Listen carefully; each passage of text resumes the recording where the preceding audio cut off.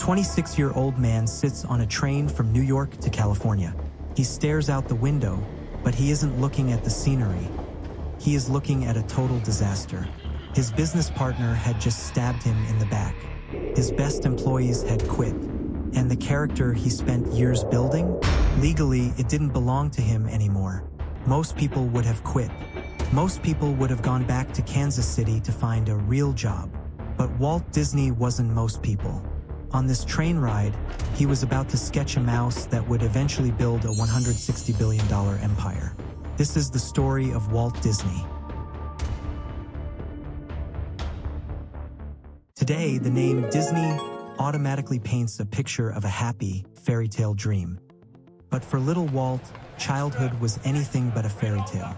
The story began on December 5, 1901, in a small neighborhood called Hermosa in Chicago, Illinois.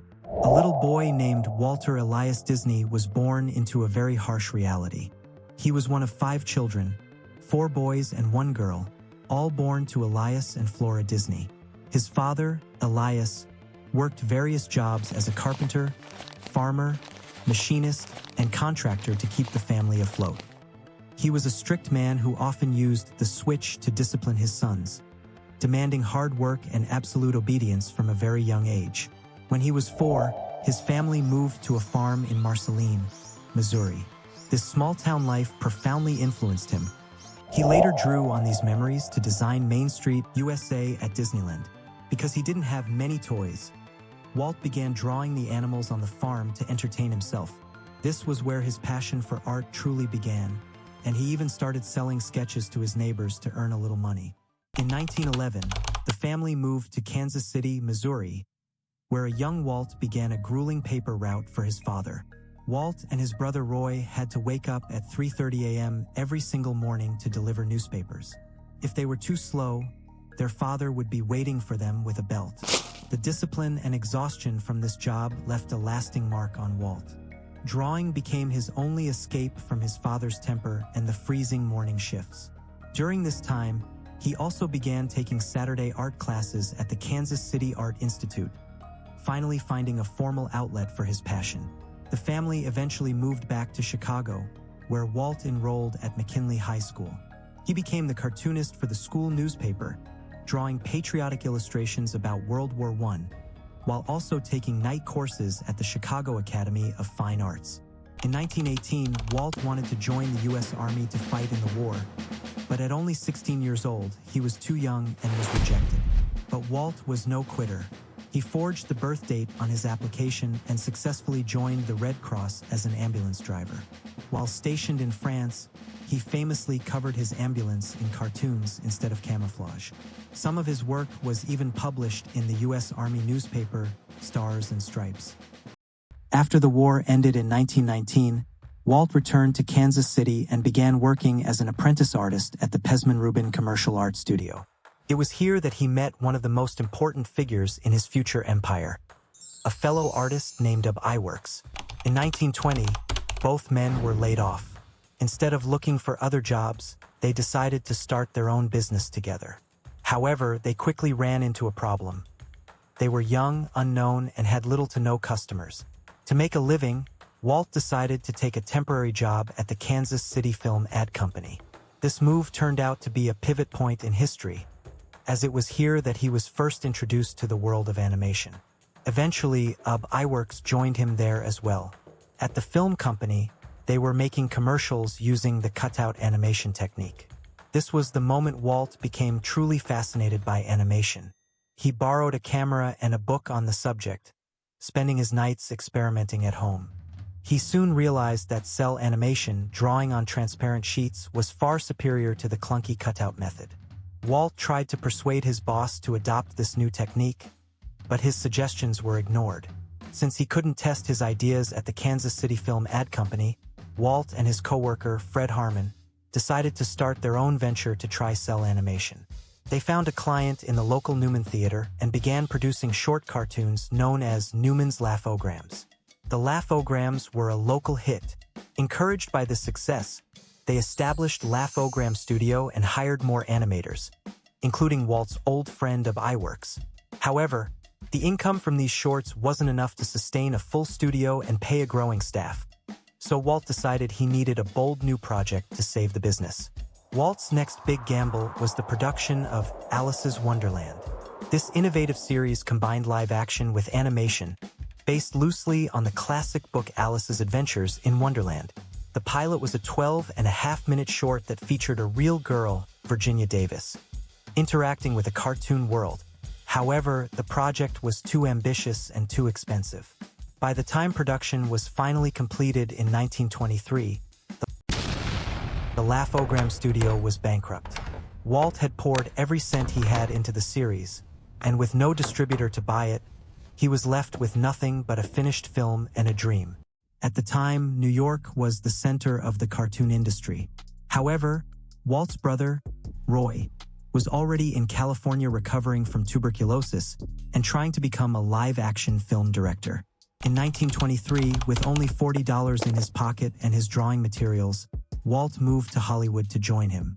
Together, the brothers founded the Disney Brothers Studio in 1923, which would later become the Walt Disney Company.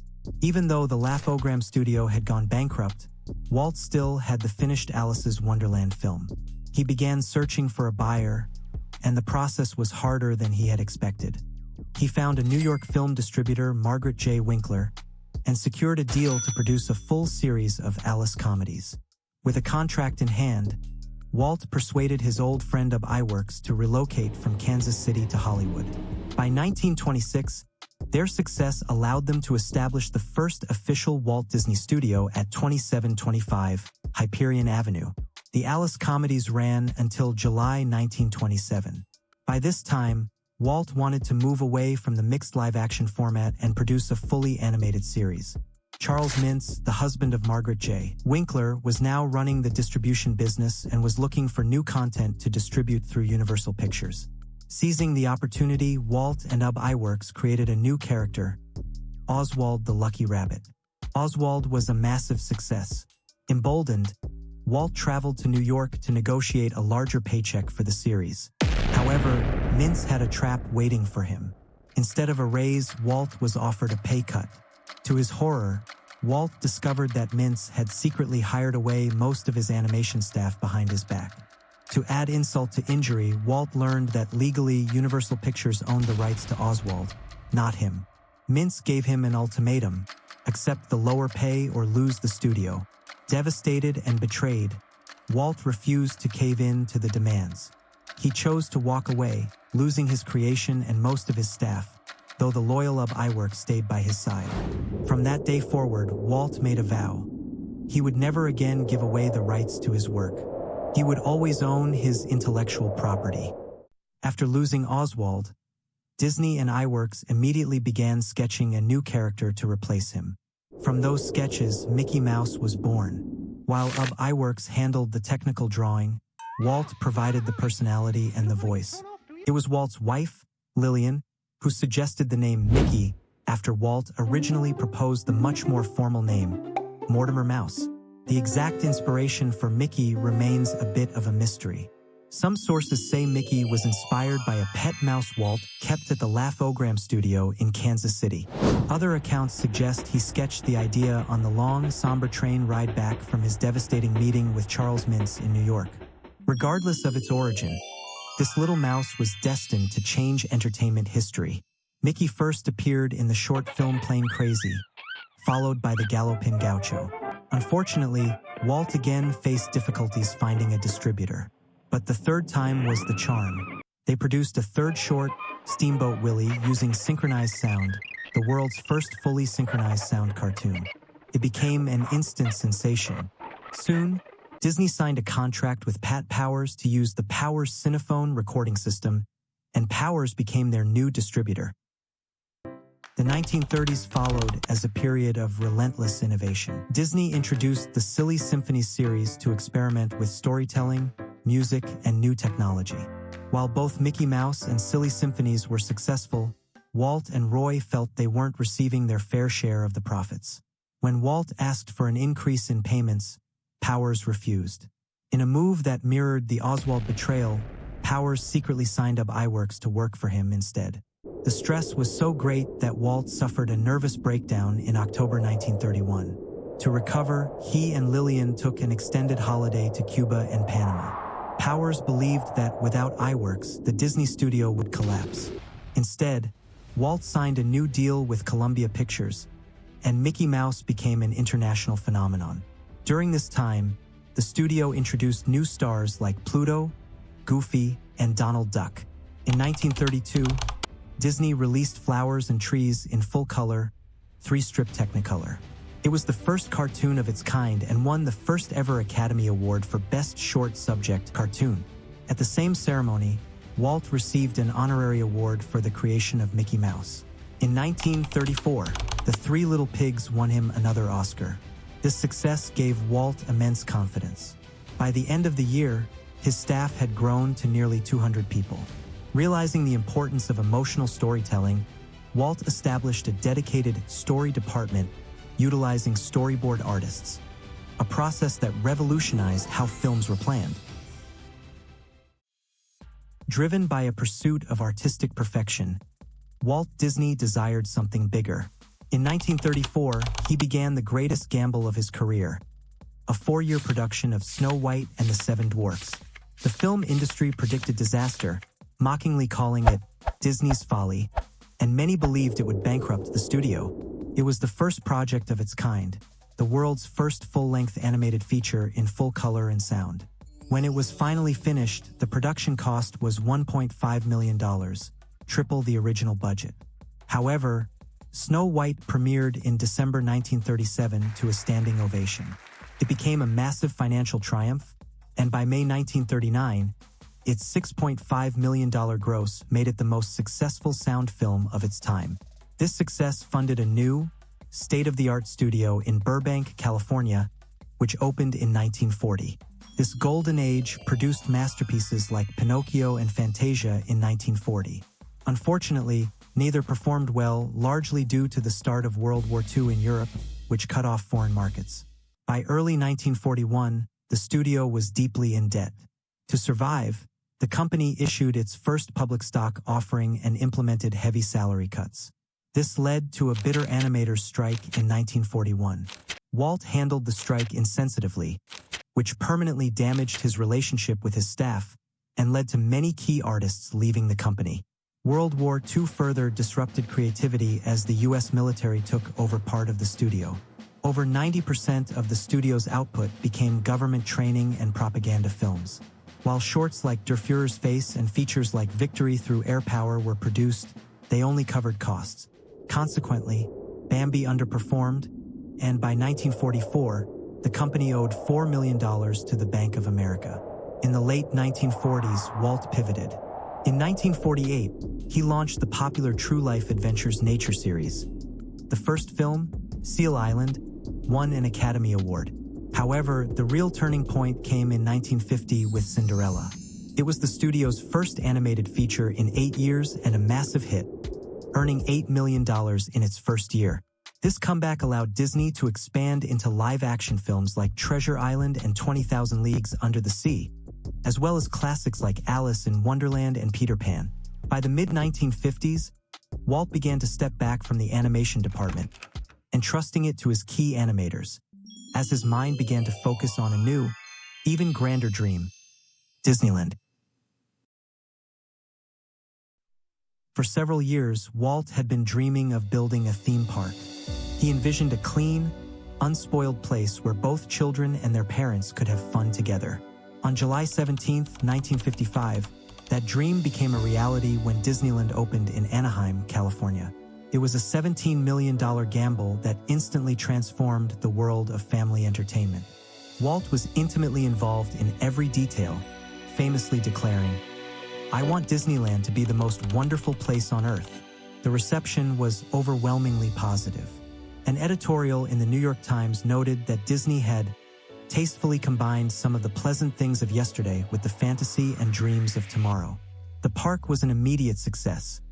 After just 1 month of operation, Disneyland was welcoming over 20,000 visitors a day.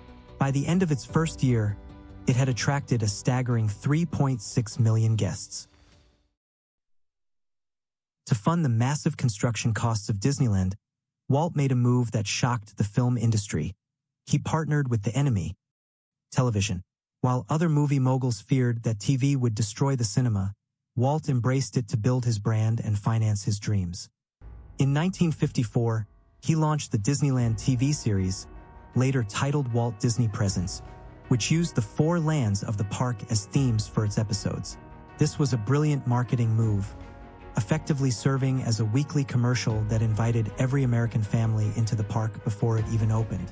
The studio's dominance on the small screen continued in 1955 with the debut of the Mickey Mouse Club. This daily variety show turned the Mouseketeers into national icons and created a massive merchandise market that remains a cornerstone of the company today. A few years later, in 1957, Walt produced the hit live-action series Zorro, which sparked a national obsession and led to the sale of millions of black capes and plastic swords to children across the country. Despite his heavy focus on the theme park and television, the studio continued to push the boundaries of cinema throughout the late 1950s. In 1955, Lady and the Tramp became the first animated feature filmed in CinemaScope, giving animation a grand, widescreen feel. This was followed in 1959 by Sleeping Beauty, the studio's most ambitious and expensive animated project to date, which featured a highly stylized look inspired by medieval tapestries. That same year, Walt found a new hit with The Shaggy Dog, a film that marked the beginning of Disney's wacky live-action comedies, a genre that would become a staple of the studio's output for decades to come. Building on the momentum of the late 1950s, the final decade of Walt Disney's life saw him transition from a master entertainer to a world-building visionary. His focus expanded from the screen and the park to a grander ambition, solving the problems of modern living through technology and urban design. This shift into large-scale event production began in 1960, when Walt was appointed chairman of pageantry for the 8th Olympic Winter Games at Squaw Valley. Treating the Olympics like a live production at Disneyland, Walt and his Imagineers transformed the Games into a global spectacle. He designed the massive Tower of Nations, pioneered the use of high school bands and choirs for the ceremonies, and even helped develop the modern Olympic torch. By introducing daily medal ceremonies and better television coverage, Walt effectively created the show format that the Olympic Games still use today. In the early 1960s, Walt reached a creative peak with the 1964 release of Mary Poppins. Often considered his cinematic masterpiece, the film was a technical triumph that perfected the sodium vapor process, allowing live actors to interact seamlessly with animated backgrounds. The film was an unprecedented success, earning 13 Academy Award nominations and winning 5. It provided Walt with a massive financial war chest, which he immediately funneled into his next great obsession, the Florida Project. In the 1960s, Disney turned his attention to a much larger project, a great big beautiful tomorrow. He secretly began purchasing over 27,000 acres of swampland in central Florida for a new kind of destination. His final grand vision had 2 parts. 1, a second theme park resort, now known as Walt Disney World. 2, an experimental prototype community of tomorrow, Epcot, a living city of the future designed to solve urban problems. To prepare for this expansion, Walt used the 1964 to 1965 New York World's Fair as a massive laboratory. He developed 4 major attractions for corporate sponsors, including It's a Small World and the Carousel of Progress. Most notably, he debuted Great Moments with Mr. Lincoln, which introduced the world to audio animatronics, robotic figures so lifelike they stunned audiences. The success of these attractions proved that his brand of storytelling resonated with East Coast audiences, confirming his secret plan to build a Disney World in Florida. However, Walt's vision for Florida was far more than just a second theme park. He was obsessed with Epcot, the experimental prototype community of tomorrow. He spent his final years planning a literal city of the future, featuring climate-controlled zones and underground transport systems. In October 1966, he filmed a legendary presentation detailing this Florida project, appearing energetic and optimistic. It would be his last major appearance on film. Throughout his later years, Walt successfully hid his failing health from the public. A lifelong smoker of unfiltered cigarettes, He was officially diagnosed with lung cancer in early November 1966. Despite undergoing intensive cobalt treatments and lung surgery, his condition deteriorated rapidly. While he briefly attempted to return to his desk at the studio, he was rushed back to St. Joseph Hospital, directly across the street from his office, on November 30th. On December 15, 1966, just 10 days after his 65th birthday, Walt Disney passed away due to circulatory collapse. The loss was felt globally, but the studio moved forward with the momentum he had created. In 1967, the releases of The Jungle Book and The Happiest Millionaire marked the final projects in which Walt had a personal hand, bringing his lifetime total to 81 feature films. Determined to see his brother's final dream through, Disney came out of retirement to manage the massive Florida expansion.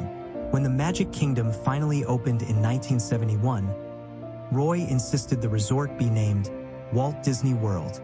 He wanted to ensure that every visitor knew this vacation kingdom was the result of one man's singular vision. Walt's impact on the arts remains unmatched. He still holds the all-time record for the most Academy Awards won by an individual, with 22 competitive Oscars and 4 honorary awards. He was also a recipient of the Presidential Medal of Freedom, the highest civilian honor in the United States. While many today attribute the quote, "If you can dream it, you can do it," to him, however, the sentiment perfectly captures the spirit of a man who transformed a tiny animation shack into a global icon of imagination.